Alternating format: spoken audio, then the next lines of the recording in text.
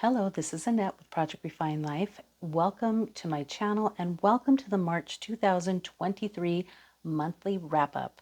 So this month was an extremely busy month for me. My sister and I, because she's in California and I'm here in Arizona, we both met in Las Vegas for a weekend, and most of all, a weekend with Adele.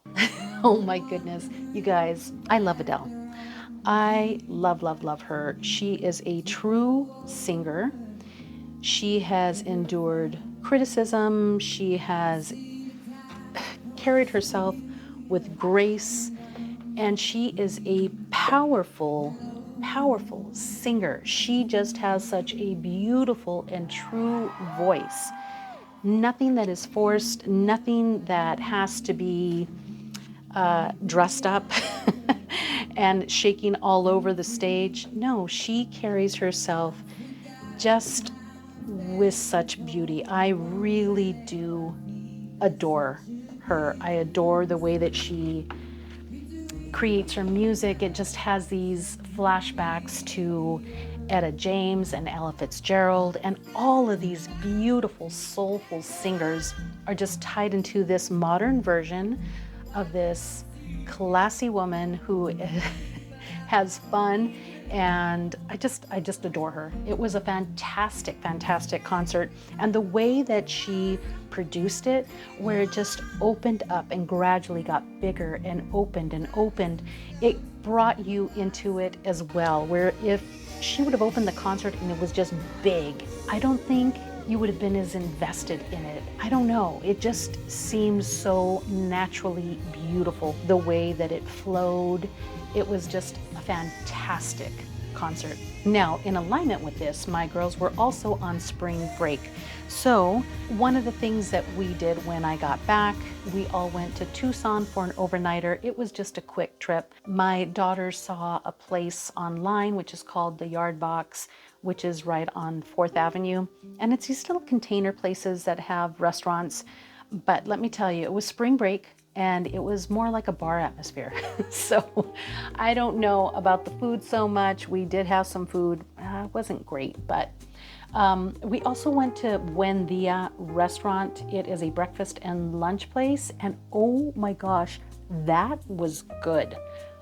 I want to go back just so I can try more food because it was really, really good. And then I had Café de la Olla, and oh my goodness, I just love places like that. I did visit a couple of places. One of them is the Ninth House. And at the Ninth House, the only thing that I bought was this little tarot pouch. And I was hoping that one of my decks would fit in here, but it doesn't. But it will find a home. I'm just not quite sure with what deck yet. And then we also went to the Arizona Poppy store, which is the home of the Sonoran Rosie products. Now, if you've ever heard of creosote, creosote is the thing in the desert that makes the desert smell so good after it rains, and it's so good for many medicinal purposes, but Sonoran Rosie is pretty well known for her creations using creosote, but she also creates other products as well. So I picked up this vetiver incense, which it smells so good. I just love it so much. Books. I read one book this month, just one. And it is this small little book by Sandra Cisneros, The House on Mango Street. It is a quick read. I read it while waiting in the airport and on the airplane, back and forth. I was able to get through this pretty quickly. It's a quick read, and The House on Mango Street is described by Sandra Cisneros as a series of vignettes, which is partially autobiographical. And it is about a young woman by the name of Esperanza, who is a 12-year-old Mexican girl growing up in a Chicago neighborhood. And it's all about these small stories that feature her and other people within the neighborhood, all about growing up, about being different, about defining yourself, about the struggles and wanting more out of life, about the dreams, about some of the silly and really heartbreaking things that happen as well. It is just a beautiful, beautiful book full of these short stories. I'm telling you right now, if you haven't read this, do yourself a favor.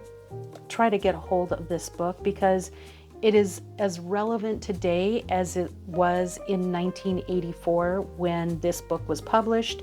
And in the beginning of the book, there is just a little thing here by her that's entitled A House of My Own. And this is just as wonderful as the book. Seriously, it's a wonderful, wonderful book. Read it.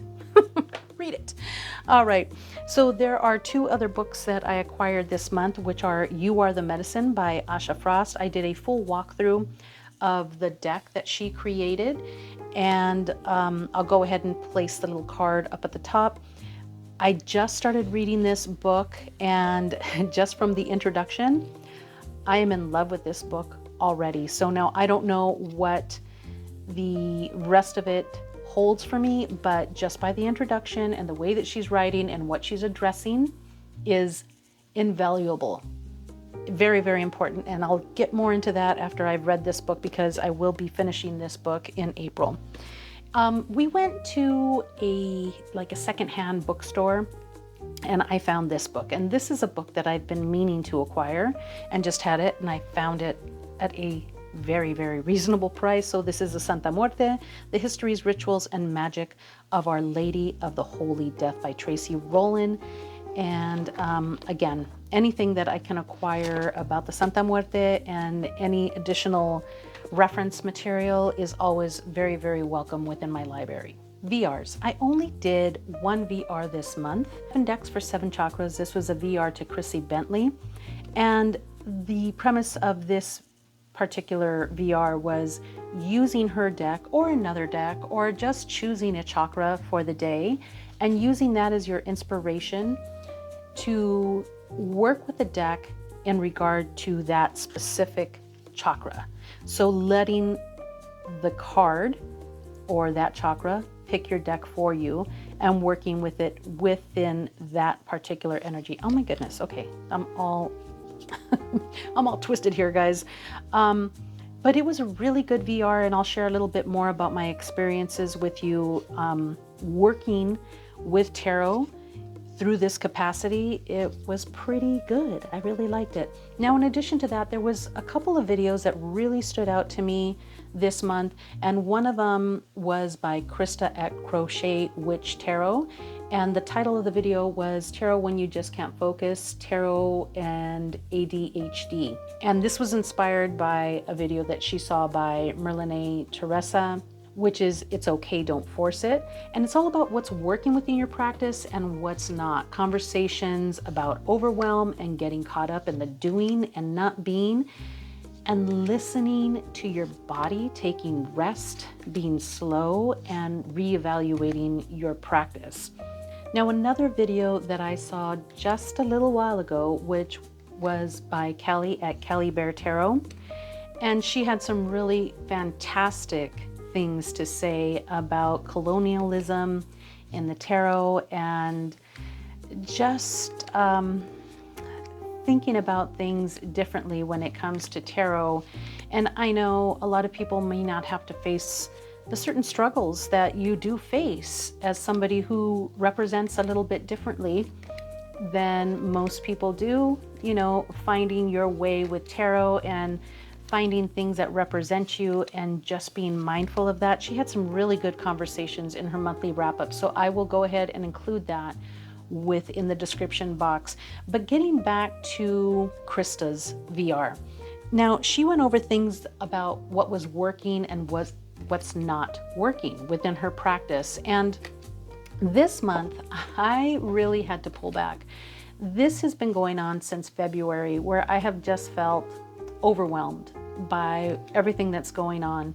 So I kind of made a quick list of, for me, what's working and what's not working. And I am reaching out to you because, you know, there's a lot going on energetically right now. And I just think that it's a great time to really look at what works and what doesn't within your life, within your practice. So for me, As far as my practice is concerned, what's not working are right now, and I really love this deck, but I had to pull back, was the weekly pulls of the Cantigee Oracle. The Cantigee Oracle is a fantastic deck. But you know what? I just had so much going on. I just had to stop. So I only got to week 11 and I stopped because it was just too much. I had too much going on. So I don't know if I'm going to pick this back up or not. I might just go ahead and continue journaling through these next few weeks just to kind of catch me up, and then maybe every few weeks just do a journal on each one, because I really do love the messages within this deck and within this guidebook. So I think that's what I'm going to do, but I'm not going to be assigning it into my weekly read, you know, things that I need to do for the week. It's just too much. Now, another thing that I kind of dropped was my Marseille study. Again, there was too much going on. I am working with the Marseille, however, I'm not making it a job. I can't make it a job, but I'm working with the decks that really call to me, and this is by far one of them. I love this deck. And I'm just going to work with it little by little. I just will get to know it little by little. I really need to pull back on all of the to-dos, you know, joining all the groups and doing what everybody else is doing. I just need to rethink all of that. So also releasing, thinking, or holding myself to a so-called reading schedule, and that involved the Marseille Study group. So I needed to just lay back from that and just, you know, I have a lot of things going. I have a family. I teach yoga. I do Reiki, energetic healing. There's a lot going on. So I just needed to pull back a little bit. And then also in regard to that, releasing the idea of a moon ceremony. So now I love working with the moon. I love it. However, sometimes I get tied up in the idea that it has to be a full-on moon ceremony, even if it's a short one. The idea of holding a moon ceremony has often kind of put me in a position where I'm thinking, you should be able to do this. I mean, it's only a few minutes, but sometimes it's late. The girls are going to sleep later, or, you know, the family's just up, or I'm tired and I just want to go to sleep. So now what I have done is kind of rethought that, and I've allowed myself to include in my ceremony the idea of doing yoga within my classes, because whenever there is a new moon or a full moon, I'm usually always doing something within at least one of my classes that has to do with the moon, and moving through yoga and through meditation that has to do with that particular moon cycle. So I'm allowing myself to introduce that into my so-called ceremony, and being part of it in that manner. And I don't know why I never really thought of it in that respect, because I'm going through all the motions, but I'm allowing myself to include that. And then also, like with spring equinox, like just including the things that we're doing as a family to be included within that ceremony. Another thing that worked for me this month was taking time out for me. So now sometimes I get caught up in the yoga aspect and doing things in my own personal practice that have to do with my classes. So how can I teach them this, or how can I integrate this into their practice? But sometimes I'm forgetting me throughout the process. So even if it's just 5 minutes for me on my mat, then it really helps. And then also little spouts of reading. I don't need to finish the whole book, just little few minutes here, a few minutes there, just being more relaxed and treating myself to the things that I really like to do. Another thing is that I have plenty of decks. I have a lot of decks. So at this point, I really need to reevaluate when I make a purchase. because when I was about to go to Las Vegas, I thought, I need clothes. So I need to reevaluate where I spend my money and how I spend it. And I treated myself to some shoes and some clothes and some makeup. And you know what? They were all very, very needed. But because I spend my money on my decks, I was kind of denying other things within my life. And that included the way that I appear, how I present myself. And you know what? I don't get caught up in looks. However, I did want to look nice. I did want to feel good. So I'm kind of rethinking all of that for just a little bit. And let's see how that goes. Also, another thing that I did is that I released a couple of my classes. And at this time, I am not going to replace them. I shortened my schedule a little bit, and that just kind of helps bring in some peace of mind and some downtime for me to do the things that I need to do to keep myself healthy as well. Also, limiting my time on social media. I have really pulled back on social media entirely. First was pulling back on Facebook. I don't even go on Facebook anymore. And then even Instagram, once in a while, I will go on and just kind of look. Even YouTube, I'm kind of limiting what I'm doing there as well. So I'm just trying to be more selective with my time and what my conversations and interactions, who and what I involve myself with. So it's been good, and I've needed the time. There's just, like I said, energetically, there's a lot going on. So I needed to pull back and just relax. So that's what's working for me right now.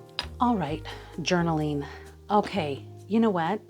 The time that I spent reevaluating what was working and what wasn't working really did allow me to get a little bit more creative or spend a little bit more time within my journal, which I've kind of really just been like, February was such a bad month within my journal. I only journaled a few times. And in March, I just took a little bit more time within it. And it was really, really nice to be able to do that. I even included a couple of little pictures and stuff, like here's my little trip with my sister in Las Vegas and some time that we spent there, some little things from the Adele concert where we stayed at the Paris Hotel, little clips from or pictures from the concert, and it was really nice. And then also while I was in Vegas, I did journal, but in another little booklet, which I haven't put the little descriptions in here yet. And then I took a few days off when I got back from the time that I started the 7 days to and 7 chakras VR, where I did 7 days of using that deck, Chrissy's deck, to use as my prompts or my inspiration for the other decks that I was choosing.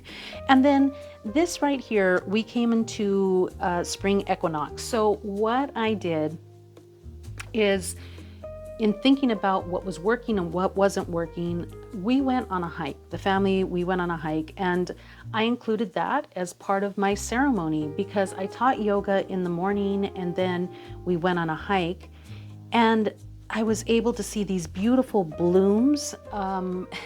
In Arizona, we've had so much rain, not like California, but we've had so much rain that everything is just blooming beautifully. It is gorgeous. So I did a small little pull, which was also included in my 7 days for 7 chakras. I used that, so I didn't complicate it at all.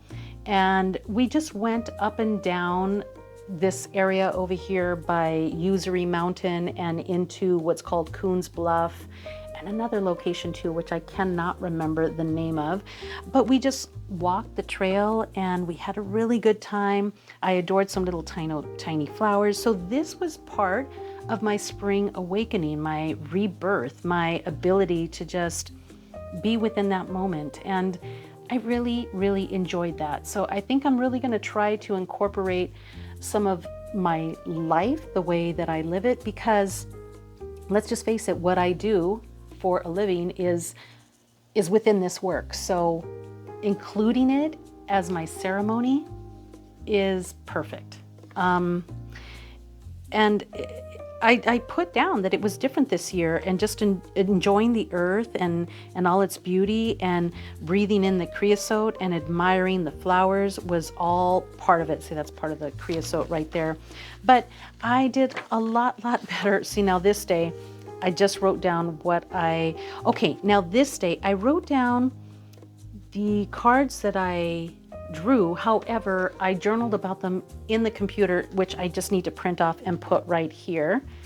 And I just did so much better in March than I did in February. And I really do enjoy the journaling. It really is therapeutic for me. New decks into my collection. The Sacred Medicine Oracle by Asha Frost. This is a fantastic deck. There's a full walkthrough on my channel. This is also one of the decks that I worked with. Another deck that I brought into my collection this month is the Earth Magic Tarot by Daniel Martin Diaz. This is an amazing, beautiful, just lovely deck, and I can't get it away from me. And then another deck that I've been working with and that I brought into my collection this month is Midnight Magic Tarot. I have not done a walkthrough of this one yet. I will be, and I'll be sharing a few cards with you today as I share the decks that I've been working with this month. The Sacred Medicine Oracle by Asha Frost, and I just shared the book with you by Asha Frost, but this deck it is just so beautiful, and it was so powerful for me, especially just slowing down and really coming back to basics. I think I shared that in February, that it was just really time for me to come back to basics. And the medicine that serves me, the medicine that helps me, that grounds me, that reminds me of why I do the things that I do. And so one of the decks that I worked with it alongside is the Journey deck by Chula Brujis. And this was just very powerful. You know, in line with Kelly Bear's conversation about seeing yourself in the tarot. Now, I know many people don't really think about that. You don't have to think about it. But for me, it's important. You know, I look like these people. I see myself here. And for me, that's really important. It helps ground me. It helps me think about what my purpose is and what I'm trying to accomplish here. So this combination was fantastic. I really love the Journey deck. It is just one of my mainstays within my practice. I love her. I love the deck. It's just a beautiful tarot deck. And I know it's out of print right now, but she will be bringing it back, I believe, next year. And another deck that I worked with alongside the Sacred Medicine Oracle was the Spacious Tarot. And the Spacious Tarot was wonderful to work with alongside the Sacred Medicine Oracle, because the Spacious Tarot is all about the land, the spaciousness, you walking in and being part of. And this deck, kind of the Sacred Medicine Oracle that is kind of a reminder of that as well, of being within the land, of being present, of just taking part. So these two worked really well together. So that's the Spacious Tarot and the Sacred Medicine Oracle. The other deck that I worked with a lot this month, even today, I'm still working with this deck because I've fallen in love with it, is the Earth Magic Tarot by Daniel Martin Diaz. This deck is so gorgeous. I love the way that it reads. It is simple. There's enough symbology within the deck that it kind of makes you look for more clues or find things more easily, but it doesn't make you search for whatever it is that you're reading within the deck. And I find that I really need that balance of decks that I can really pour myself into alongside the decks that are just really clean and easy readers for me. And still to this point, I'm still working with it, since my walkthrough that is, I'm still working with it primarily with the Supra Oracle. However, I have combined it with a few others, but primarily these are the two that have been working for me. So that's the Supra Oracle and the Earth Magic Tarot. Now I had planned to take one deck with me to Las Vegas, but at the last minute I changed my mind and I went with the Pulp Tarot. I wanted something that was very easy to replace just in case things got lost. It is pretty simple and very cost effective to replace should I need to. And then I went ahead and paired it up with the Sacred Symbols Oracle deck by Marcella Kroll. I really, okay, so now when I think of Vegas, I always think back to what it was and this older like mobster and 50s inspired, 60s inspired time. But now Las Vegas is completely different. It has a completely different vibe, and little by little, they just continue to take out what was and replace it with what's current, which is of course what they had to do. So that's why I chose, that's another reason that I chose the Pulp Tarot. But this is a great combination. I love working with these two together. I love how clean and simple the messages are, how easy it is to read. The Pulp Tarot is really a great deck when you just need a clear reader. That is one of them, just like I was talking about with the Earth Magic, but the Earth Magic gives you a few other elements within the deck that this one doesn't give you. However, this is such a great read. So these two together they were great. Okay, Midnight Magic Tarot. I've been waiting for this deck for quite some time, and I'm just gonna show you guys real quick that I was using it primarily with the Herbal Astrology. I have tried a few other decks along with it, which I will share in another video. But these two, look at how cute they are together. Oh my goodness, they're so good together. I really enjoy the readings that I'm getting out of these two. So that was another pairing. And now let's move on to the 7 decks for 7 chakras and see how that worked out. I use this as a bit of a challenge for myself because I needed something to kind of work through or wake me up. And this really did help. I am feeling so much better after doing this particular challenge. It really did help me. So let's get into the decks or the chakras, I should say, that I ended up working with. So I'm gonna go ahead and speak on the one that I only got once first. So on day 2, I got the Way Home Tarot, and the Way Home Tarot was the deck that I chose for the throat chakra. And I had not thought of pairing these up together before working with them for this particular challenge that I did. And they were so good. It was such a clear voice. And now I know that working with these two together will really help, because this is such a clear deck as well. Will really help to open up conversation and just widen my perspective on things. So it was really a nice read together. So that's the Way Home Tarot, and I got this one just once. So the other deck that came up 3 times during this challenge was the Gentle Tarot. 3 times, and the Gentle Tarot is a deck that I chose for the heart chakra.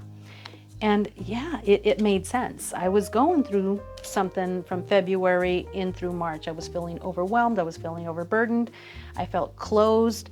There was a lot going on, and I really needed to take a real hard, deep look at what I was doing and what I was thinking of how I was reacting within the world as well. So I needed to focus and